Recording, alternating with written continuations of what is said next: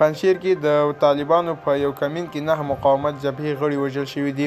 سلام ستړي مه شئ، وخت مو بخیر. په لوی افغانستان چینل کې د تا ښه راغلاست وایم.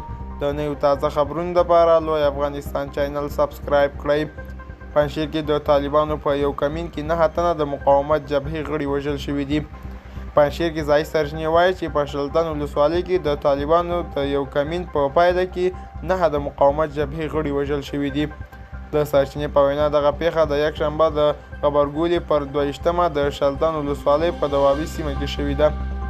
سرچینې زیاتوي چې په دغه کمین کې کابو 7 تنه د مقاومت جبهې غړي هم وژل شوي دي چې پر 2 تنو طالب د غره له سره د مقاومت جبهې یو قماندان وزیر شتل د کسانو لخوا ډزې کیږي. طالبان تر اوسه په دې اړه څه نه دي ویلي.